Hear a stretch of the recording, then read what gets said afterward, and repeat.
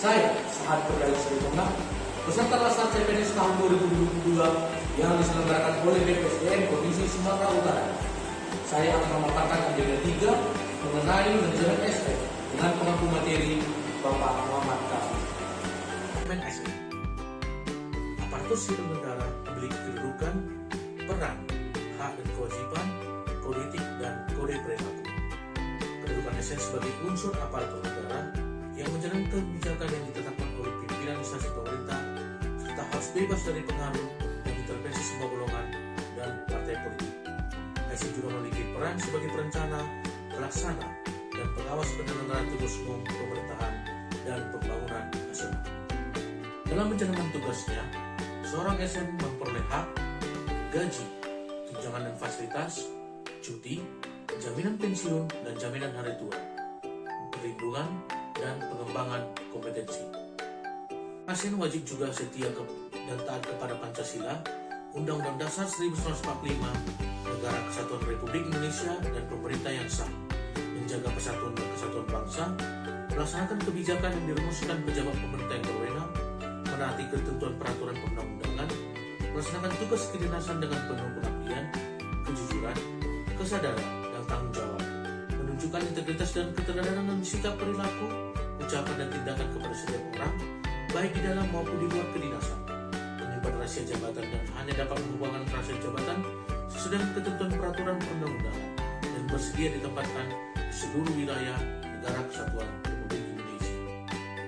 Kode etik dan kode perilaku SN bertujuan untuk menjaga martabat dan kehormatan SN yang berfungsi sebagai pedoman, panduan birokrasi publik atau aparatur sipil negara dalam menjalankan tugas dan kewenangannya.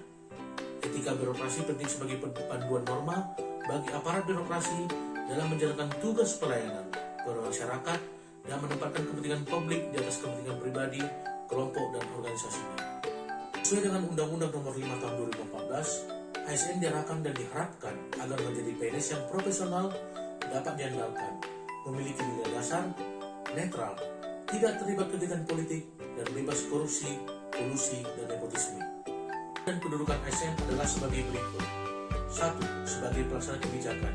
Kebijakan adalah serangkaian keputusan, tindakan yang ditetapkan oleh pemerintah dalam bentuk regulasi seperti peraturan perundang-undangan, peraturan pemerintah, peraturan presiden, peraturan menteri atau lembaga, atau dalam bentuk surat edaran yang harus ditindaklanjuti oleh instansi pusat maupun pemerintah daerah, provinsi, atau kabupaten kota. ASN juga harus memahami aspek perencanaan, keuangan, barang dan jasa, serta manajemen kepegawaian sebagai pelaksana kebijakan. Yang kedua, ASN sebagai pelayanan publik. ASN harus menempatkan diri sebagai seorang pelayan, bukan sebagai orang yang dilayani. Sebagai pelayan publik harus disiplin, menjaga tutur bahasa dan melayani masyarakat sepenuhnya. Sesuai dengan Permenpan Nomor 25 Tahun 2020, ASN diarahkan bagaimana menciptakan bentuk pelayanan prima sebagai paradigma New Public Service sebagai peningkatan pelayanan publik agar masyarakat menjadi yang diutamakan. Sebagai perekat dan pemersatu bangsa, ASN harus bisa memberikan keteladanan baik dalam kapasitas sebagai anggota sebuah keluarga, anggota sebuah komunitas di mana kita tinggal, anggota organisasi di mana kita bekerja sebagai perekat dan pemersatu bangsa. Manajemen ASN, management system adalah proses upaya untuk menciptakan suatu suasana di mana untuk seluruh manajemen kepegawaian terlaksana sesuai dengan kualifikasi, kompetensi, keahlian berdasarkan aktivitas yang ada.